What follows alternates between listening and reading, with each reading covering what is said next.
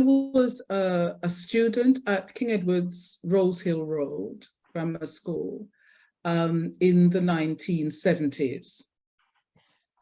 So I stayed on to do my A-levels, so I think I would have left in 79, and then went on straight to teacher training at West Hill College in Birmingham, which is the School of Education from the University of Birmingham. And there are a number of things that I want to say about language, and it relates to my own ambivalence with my relationship with the English language, because of my experience at King Edward's and as a trainee teacher in terms of my own language, Patois Creole, and beyond that,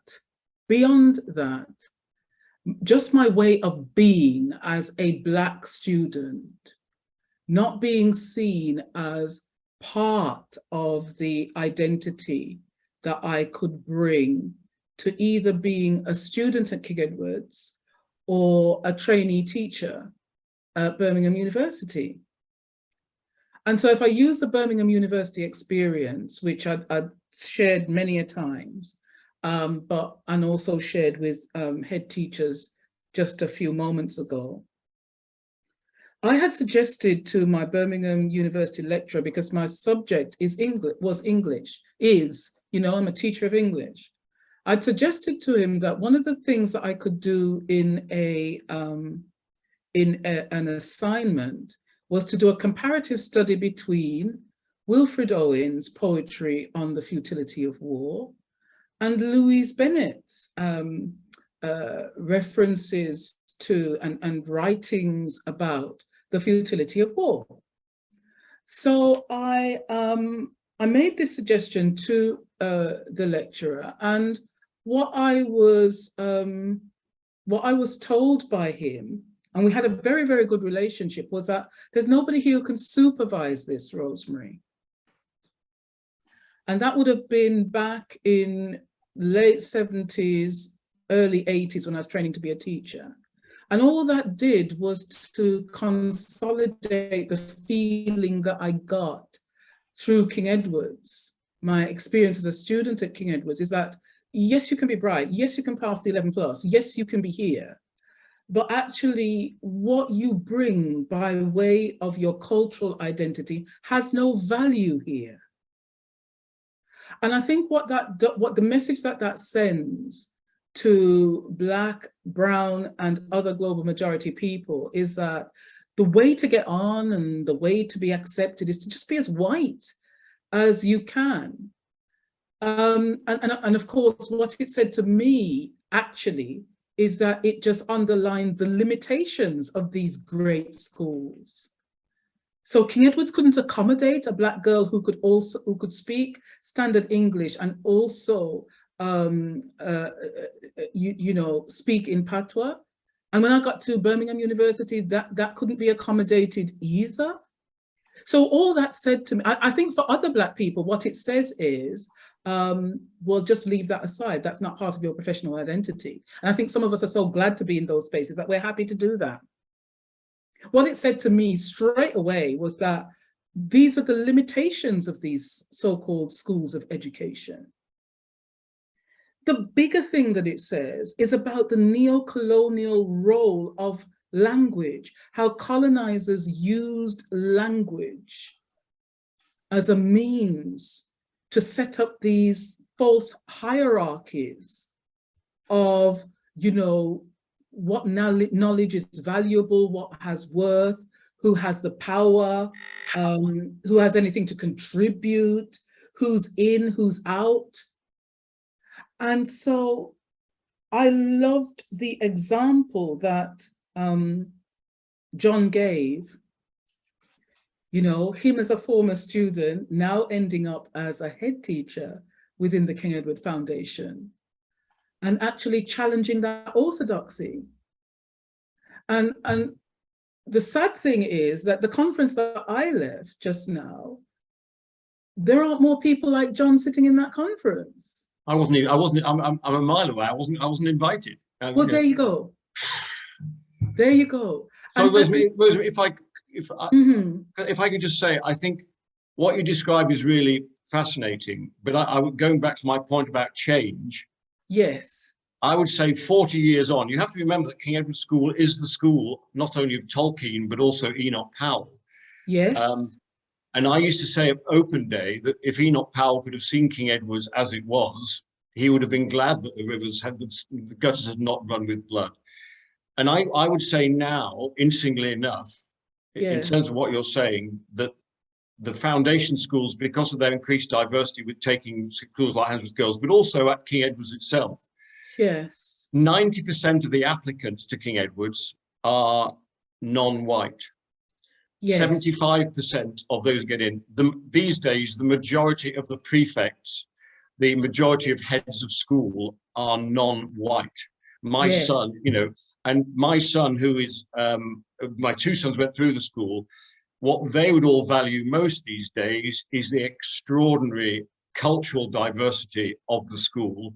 And I would hope in the 40 years you're talking about that these King Edward schools have slowly, reluctantly, or whatever else it is, but they have learned those lessons. So that I do believe if you were to go into those schools today, whether it be in Handsworth, one of the original 1880s schools, or whether at King Edward's itself, I think you would be mightily cheered up how the schools had changed to reflect the changing nature of the city.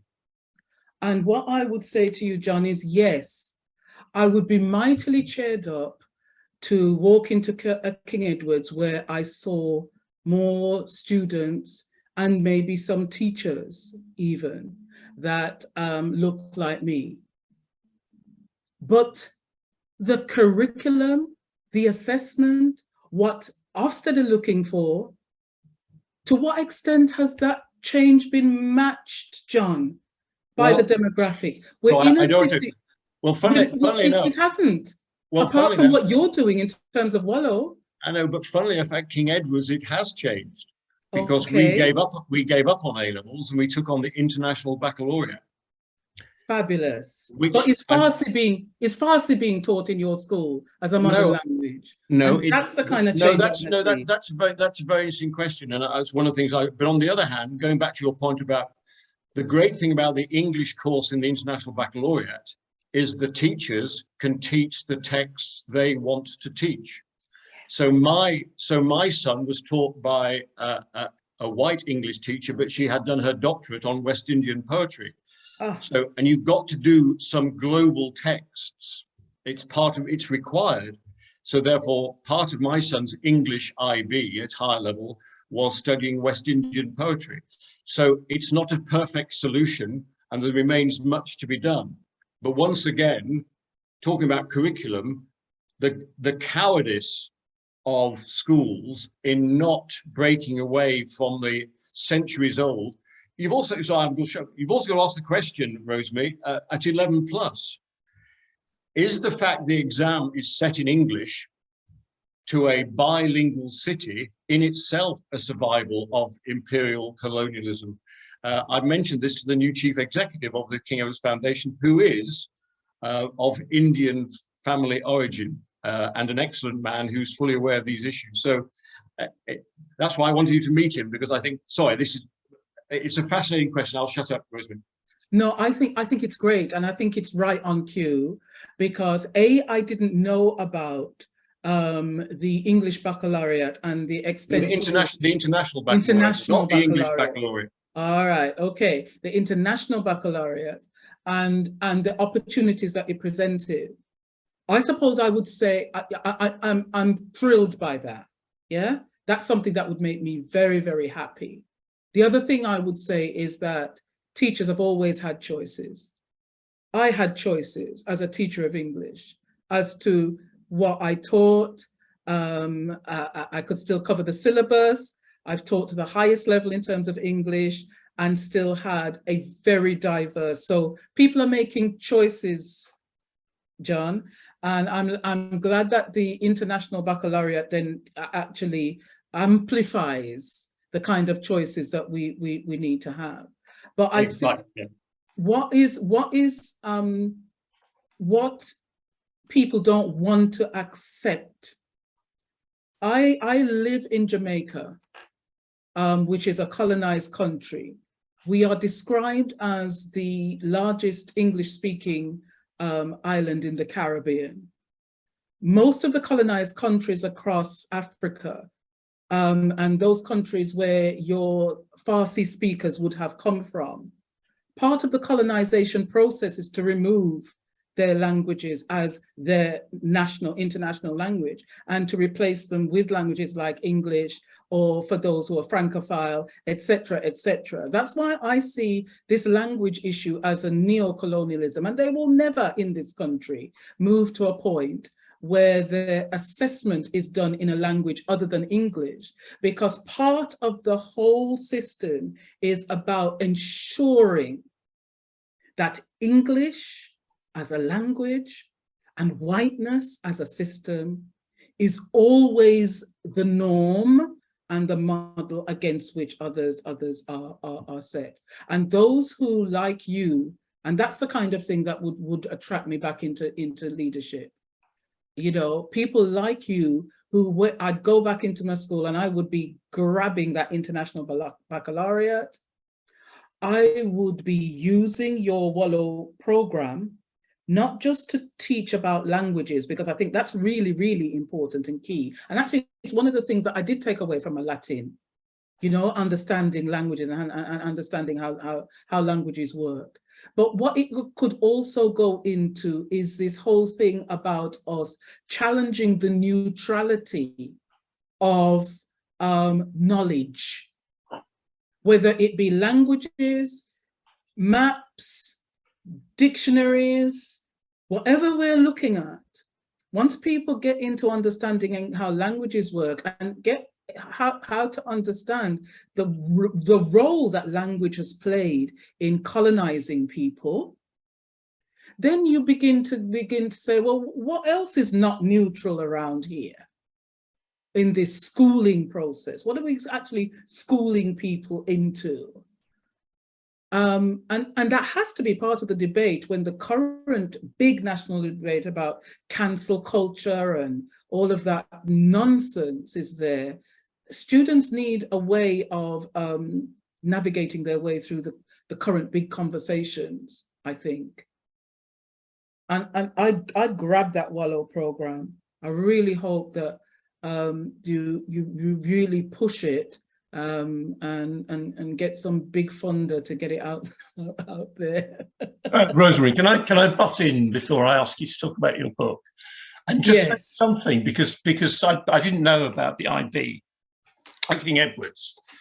I wanted to say something which may surprise people, not about the IB, but about the baccalaureate, which is done in France. Now, France, I don't think any of us suggest is a country which has adapted well to the fact that it is now multicultural and multilingual.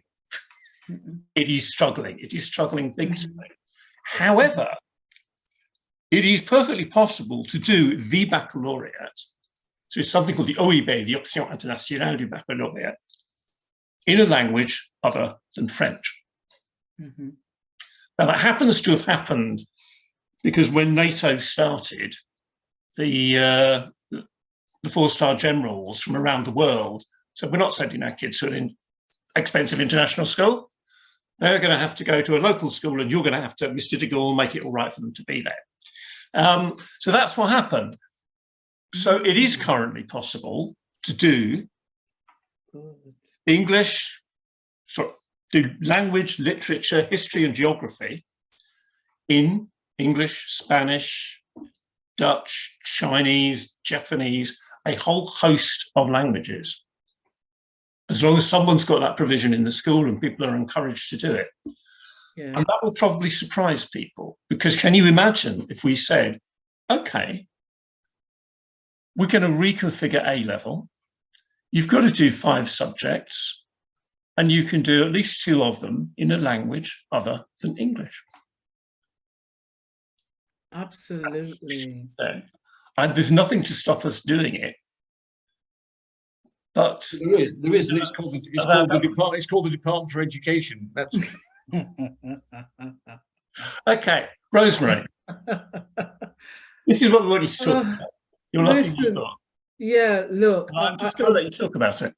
Okay, not for very long. Okay, but essentially my book, Educational Leadership and the Global Majority: Decolonizing Narratives, is a book that you can get through Amazon. You can also get it through Palgrave Macmillan. It is printed to order though.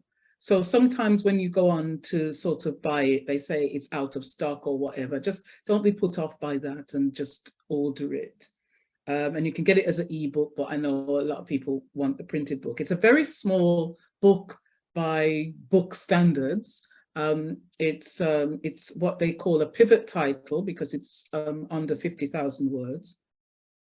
But the idea behind the book and the reason that I wrote the book was that I was just so conscious of the fact that I was a junior elder. I'm 61 years old, and I did not see our narrative. I did not hear our narrative in terms of our contribution, our intellectual thinking, or even our activism in any aspect of British education life. So, I started my career in Birmingham, and, there were many wonderful things that we did here in Birmingham, a lot of it around language as well. The Multicultural Support Service in Birmingham in the 1980s was really actually quite forward thinking around the kind of issues that we're talking about today. But, for me, it did not permeate into the mainstream of what was going on in Birmingham schools. It always sort of sat on the periphery of multicultural education, et cetera, et cetera.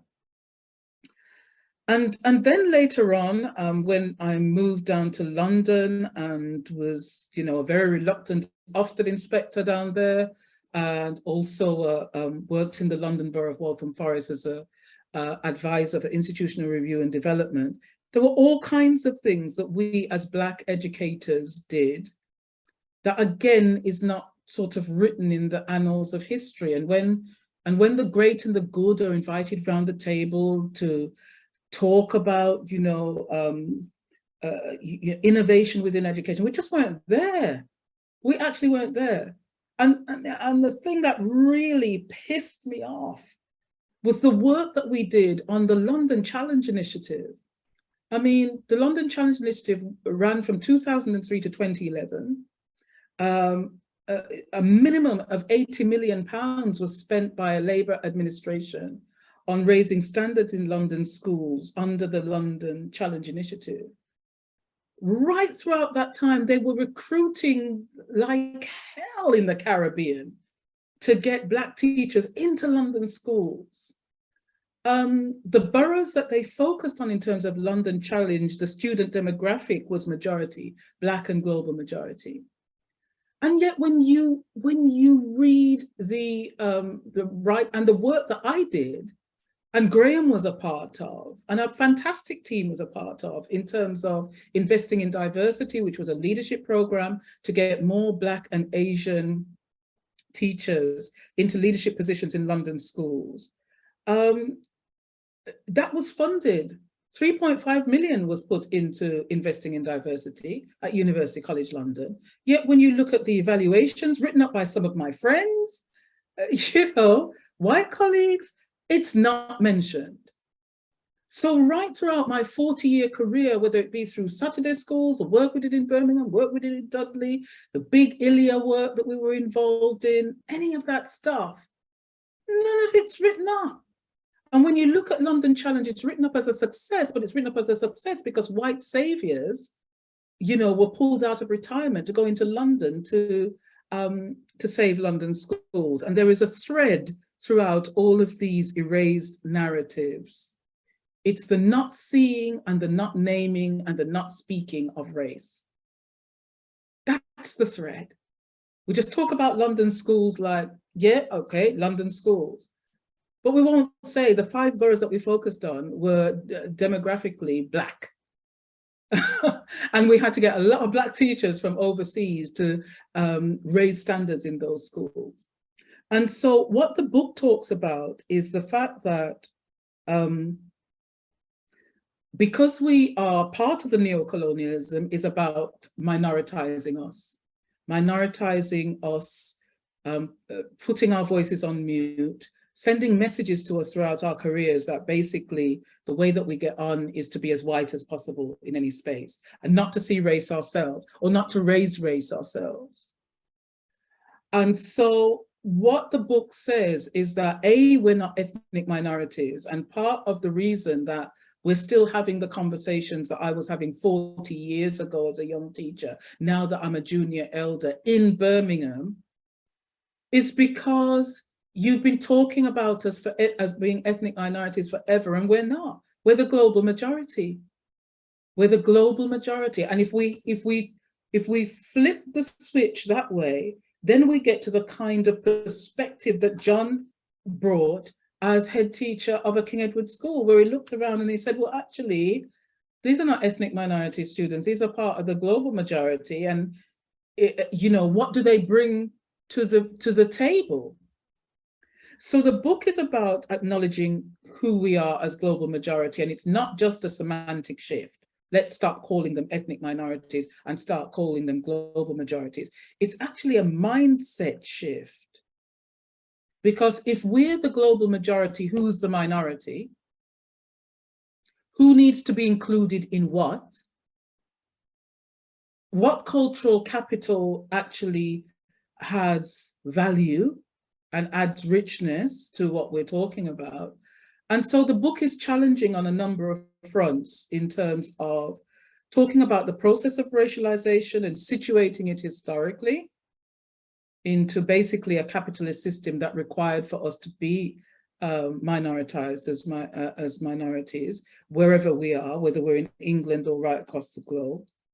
And then it talks about some of the tools of minoritization and dehumanization, language being one. So chapter 3 is about language and the role of language in terms of colonizing people and colonizing the way that we think. If you think about it, as I said to Birmingham people, and they didn't like it today, Birmingham is an internationally known city in terms of being at the center of the Industrial Revolution on planet Earth. Yeah. And the same city that produced the steam engine also produced the gags that were put on my ancestors' mouths to prevent them from speaking Farsi when they were taken from West Africa to Jamaica and to turn them into property. That didn't have to speak at all. It was illegal, actually, for Africans to learn to read or to go to school. It was illegal. So part of what I'm saying is that deep rooted within our thinking about different groups of people and the hierarchies is right at the bottom of it, some kind of deep eugenicist thinking about hierarchy, who's important, who isn't, and the dehumanizing of whole groups of people. So my book does go into some dark spaces, but then it also goes into the latter chapters into more hopeful spaces, like the territory that John and Graham and Corso occupy, where it talks about, it demonstrates to people what's possible. Because I taught, for example, and it is situated in Birmingham, although I don't name the school, I talk about how a group of us as female activists just changed the narrative for a school that Birmingham was going to close. And we knew that that school was very, very important to the Black community. And so we said, no, that's not going to happen. And so we embraced not just ideology, but strategy based on years of understanding activism and how it works. And that school is now a thriving school, little school in Birmingham, a thriving school doing fantastic things. So it's about understanding that once we step out of that minority mindset, we have agency. And the agency that we have is like acting as the global majority and saying, no, that it doesn't have to be that way. The other thing that I talk about is cultural competence in one of the chapters, because I actually think that one of the things that's lacking in terms of our education system is a lack of cultural competence. That people are either unwilling or just don't know how to navigate a culturally diverse space where there isn't a hierarchy placed on one culture being better than another. And so cultural competence is moving to that space where culture is valued in terms of what it brings to a diverse space. And so that we don't have to have an either or, you know, either we cancel that, or we don't teach that white poet and we now teach that black poet, but we can actually have a situation, as was described through the International Baccalaureate or through the French system that Graham described, where you're actually valuing something other than Francophile or Anglophile perspective on life, because 85% of planet Earth make up, the global majority: African, Asian, Arab, brown, dual heritage, people who are indigenous to the global South and have been routinely described as ethnic minorities, actually make up 85% of planet Earth. And so whilst we have systems, whether it's economic systems, whether it's, and this is the final chapter, whether it's climate change, whether it's agricultural policy that's working on 15% battery life, which is what it is, if all you have as ways of fixing these systems is the old Harvard-esque white models of how we do things, the old economic models, the old education models, they don't fit. So what the book ends on is, for me anyway, a joyous opportunity for the global majority, to understand who we are and what we bring, and to value what we bring. And for everybody on planet Earth, because the bottom line is, although I've yet to see what the new that new international award that is given, and it was done for somebody who, it slipped me now the name of the award. He or she has done some work in terms of DNA and the origins of a man. So that's going to be quite interesting, because I can just see where that shift might possibly go. But as we currently stand, the orthodoxy knows that everybody on planet Earth actually is African. So at the end, our roots are African. That's the cradle of humanity and civilization. And so what we want is to get back to centering humanity. And when I talk about the global majority in the final chapter, and people say, oh, you're being triumphant around people of color being the majority and white people being the minority. I say, actually, really, I'm not really even talking about white people. I'm talking about whiteness, the system.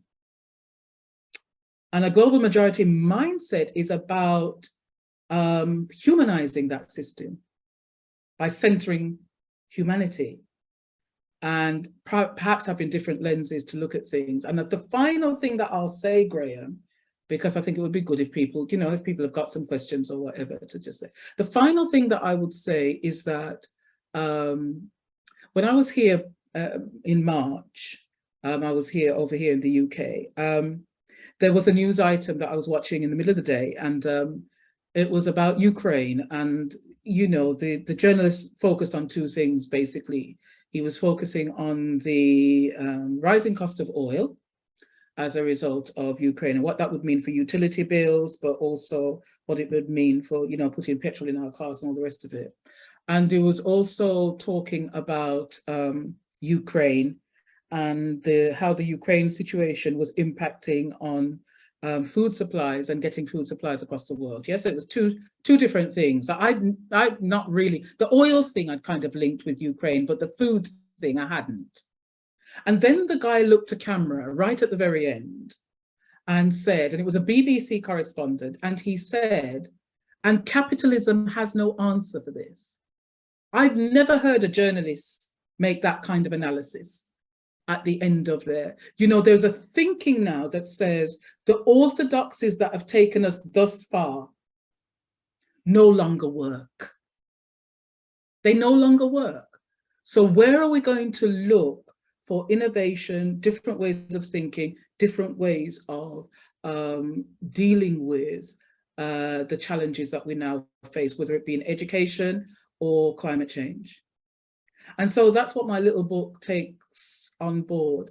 And for some people, I think they're very excited by it. And I really am working up the framework so that it becomes something that, you know, 7 steps or whatever, so that people can clearly, you know, see how you could apply this thinking to any given situation. But more than that, it's about just opening up our minds to the fact that there is no such thing as neutral knowledge. We've all, you know, we're all situated in this conversation where whiteness, the system, just kind of operates without any controls over it whatsoever. And we need to bring something different, because otherwise we won't have a planet to be even talking about. So that's what my little book does and says. And I've been having some very, very interesting conversations with all kinds of people around it. Thanks, Rosemary. It's a book that if we had more time and done it a different way, I'd also would have pointed out makes you cry as well as think. Push. Cry in a way that's good for you.